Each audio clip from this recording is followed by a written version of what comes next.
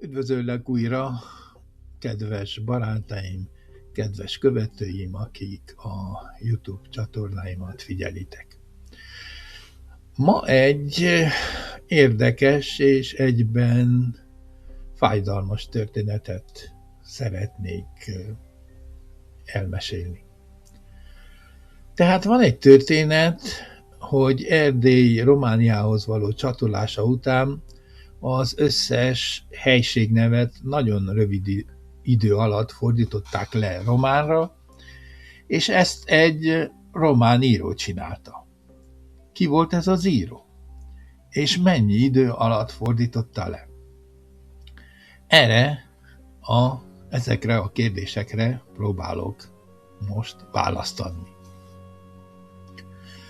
A történet bármennyire is tűnik hihetetlennek, valóban létezik. A központi alakja egy neves román író és politikus, Octavian Goga néven. A városi legenda és a történelmi feljegyzések szerint a feladatot elképesztően rövid idő alatt mindössze 24 óra, vagy egyes források szerint egyetlen éjszaka alatt végeztek el. Mi is volt a történet háttere?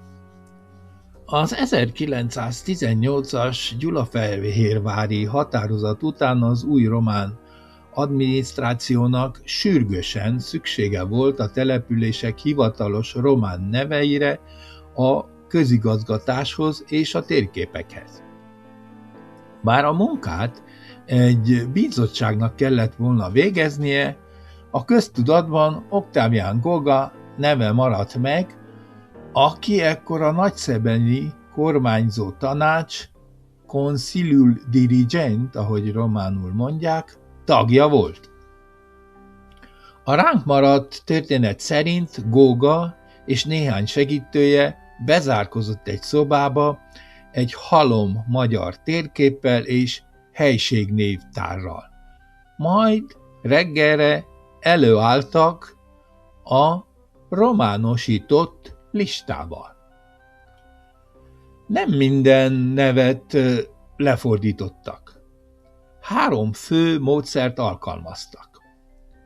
Először is etimológiai visszaállítást követtek el, ahol a névnek volt korábbi román vagy szláv gyökere, például Segesvár, mint Szigisoara. Vagy tükörfordítást használtak, ahol a magyar jelentést ültették át, mint például Szentegyházából csináltak Vlhicát. Bár ez bonyolultabb, vagy hosszú falu lett Száttullung. Következett a fonetikus átírás, ahol egyszerűen a magyar hangzást írták le román helyesírással, mint például Bácsfalu lett Bácsú. Mivel a munka kapkodva készült, sok olyan név született, amelynek semmi köze nem volt a helyi román lakosság által használt archaikus elnevezésekhez, vagy nyelvtanilag furcsára sikerült.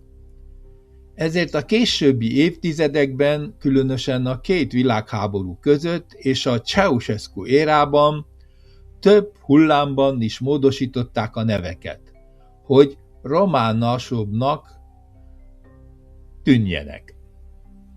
Nézzünk meg néhány konkrét példát, mert ezek jól megmutatják, mennyire különböző logikák mentén dolgozott Goga és a bizottság abban a bizonyos 24 órában. A neveket alapvetően 3 kategóriába sorolhatjuk a fordítás jellege szerint. Például a tükörfordítás, a jelentés átvitele. Így szó szerint lefordították a magyar név elemeit románra. Ez sokszor mesterkélt eredményt hozott. mint például Szent Király, románul Szâncraiu lett belőle, ami románul annyit jelent, hogy Szent Király. 2 szóban. Hosszú mező románul Câmpulung lett. Jelentése románul hosszú mező. Újvár románul Ujara lett. Újvár később Oknamures lett. Kővár románul Kjár. Kővár fonetikus és jelentésbeli keveréke. A fonetikus átírások, vagyis ahogy hallatszik. Sok helyen nem fordítottak, csak a magyar kiejtést írták le román szabályok szerint. Ez különösen ott volt jellemző, ahol nem találtak régi román népi elnevezést. Például Kolozsvár lett Cluj, a latin klus szóból ered, de a magyar használatból emelték át. Segesvár Sigisvárá lett. Békás Bikász lett. Brassó egyszerűen Brassov. A mesterségesen alkotott, vagy inkább erőszeretettel úgynevezett dákosított nevek. Ezek a legérdekesebbek. Később a nacionalizmus erősödésével sok nevet lecseréltek, mert a Goga-féle gyors lista túl magyaros maradt, úgy mondva, idézőjelben a magyaros. Például Dicső-Szentmárton eredetileg Dick van Márton lett volna fonetikusan, de végül Turnövén lett a Küküllő folyó után, ami románul Trnava. Székelyudvarhely kezdetben Odorhely, majd a biztonság kedvéért hozzátették az Odorhelyül Székujeszk nevet. Vajdahunyad a Hunyadara nevet kapta, ami a magyar név románosított kiejtése. Érdekességként a túlbuzgó nevek alatt is néhány jó pár helységnév keletkezett. Goga idejében előfordult, hogy olyan neveket is lefordítottak, amiknek nem volt értelme. Például a Szamosújvár esetében a Gerla nevet használták, ami az örmény lakosság körében használt név román változata volt. De a hivatalos iratokban sokáig párhuzamosan keresték a helyes román formát. Lássunk most néhány konkrét példát, amelyek jól illusztrálják a Goga-féle bizottság gyors és sokszor kapkodó munkájának eredményét. A névadási folyamat során 3 fő módszert alkalmaztak, hogy az erdélyi térképet románosítsák.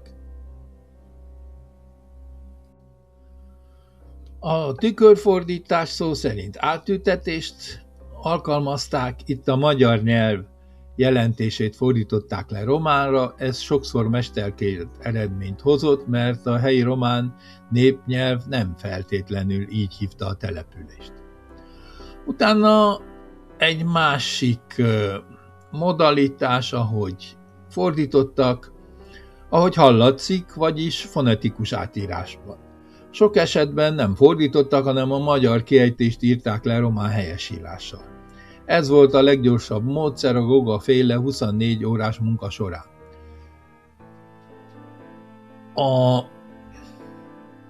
mesterséges névalkotás, ez a dákósítás, ahogy már említettem az előbb, később, mikor rájöttek, hogy a gyors fordítások túl sok magyar gyökeret hagytak meg, elkezdték teljesen új, történelminek ható neveket adni a városoknak. Dicső-Szentmárton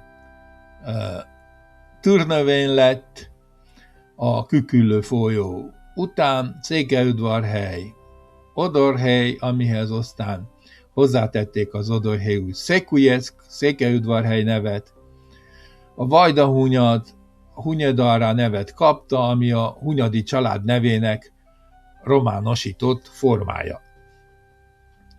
De lássuk, miért is volt ez olyan fontos Gogának és a románoknak. Octavian Goga nem csak író volt, hanem harcos, nacionalista politikus is, később miniszterelnök. Számára a névváltás nem nyelvészeti, hanem hatalmi kérdés volt. Úgy gondolta, ha a térképen eltűnnek a magyar nevek, azzal véglegesítik Erdély elszakadását. A kapkodás miatt azonban sok hiba csúszott a rendszerbe. Volt, hogy egy falunak olyan nevet adtak, amit a helyi románok sohasem használtak. Olykor összekeverték a hasonló hangzású neveket. Számos település a 20-as években még egyszer át kellett, hogy legyen keresztelve, mert az első változat nyelvtanilag helytelen volt. Lássuk például Marosvásárhelyt. Maros megye, románul Județul Mureș. Ez egy különösen izgalmas példa, mert itt a Goga féle gyors keresztelő után is évtizedekig finomítottak a neveken, hogy azok minél távolabb kerüljenek a magyar gyökerektől. Íme néhány jellegzetes példa a megyéből, ahol látszik a 24 órás kapkodás, majd a későbbi javítgatás eredménye. Marosvásárhely esetében például a piac eltüntetése volt az egyik fő dolog. A város neve eredetileg a magyar vásárhely, piac helye, román megfelelője lett volna. Az első változat Osorhely.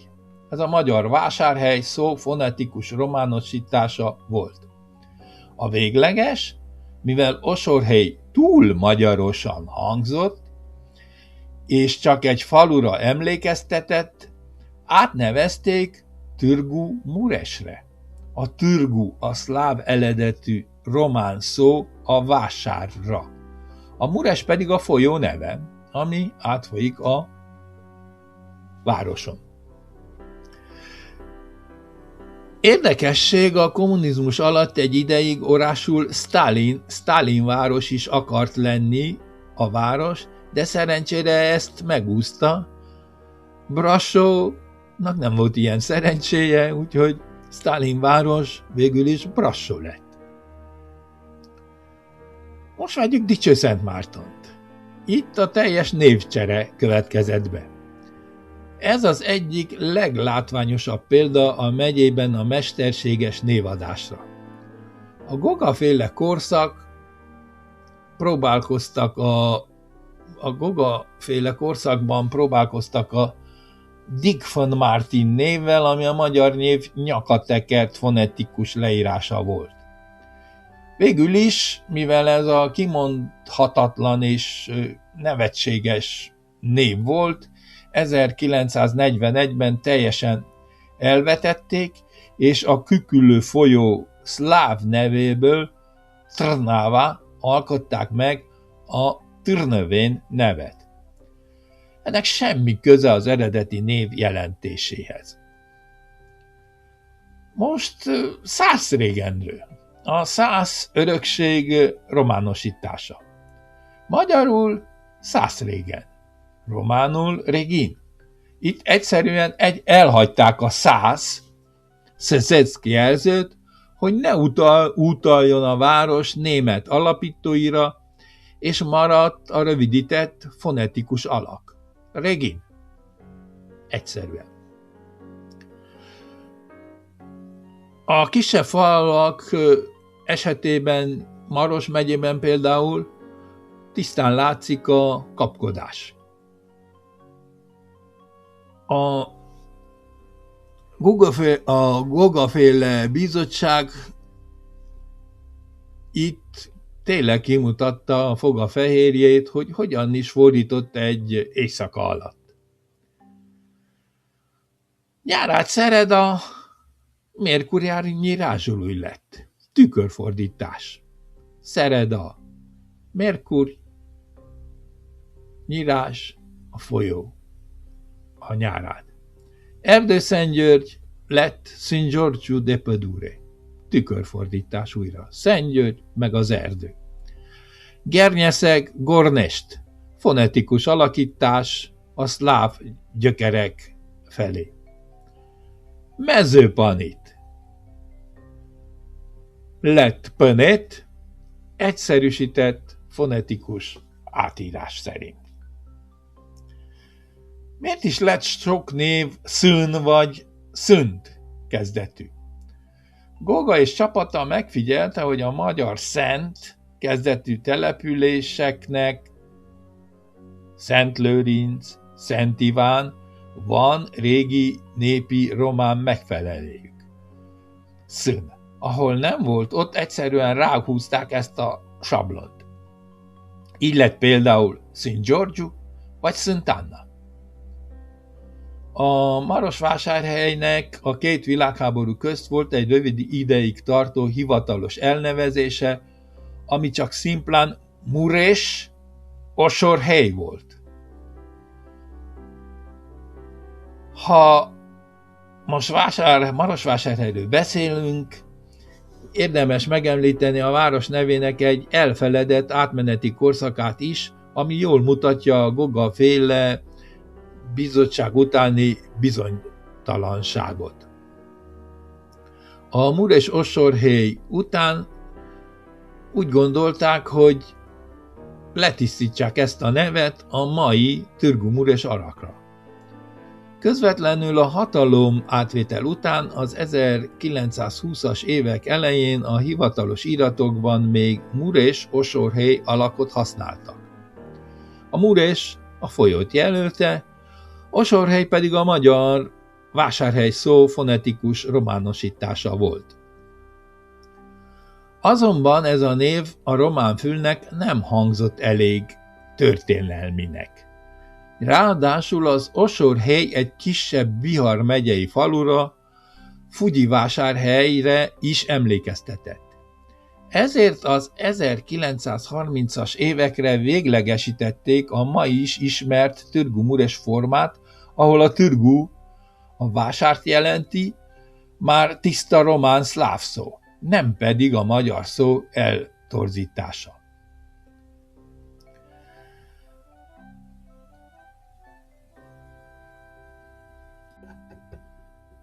Még néhány érdekesség, egy-két érdekesség a Maros megyei átkeresztelésekről, ami a falvak, városok átkeresztelését illeti. Nyárát Szereda a bizottság itt szó szerint lefordította a nevet, a magyar Szereda helyett a román Merkuria, ami szerdát jelent, került a névbe, így lett Merkuriárnyi rázsolói. Segesváron itt nem fordítottak csak a német, Schramburg vagy a német Segesvár hangzását gyúrták össze egy románosan csengő névé, Sighisoara. Vámos-Gál falva esete, ez egy klasszikus példa a túlbonyolításra. A magyar névből a vámos, vám és a gál név alapján lett Gönest, ami ma már teljesen megszokott, de akkoriban sok helyi lakosnak, még a románoknak is idegenül hangzott. Feltevődik a kérdés ezek után, hogy tudott-e magyarul Octavian Goga? Igen. Octavian Goga kiválóan beszélt magyarul. Bár a magyar közvéleményben gyakran ellentmondásos politikusként maradt meg, az erdélyi magyar kultúrához és irodalomhoz mély, személyes szálak fűzték.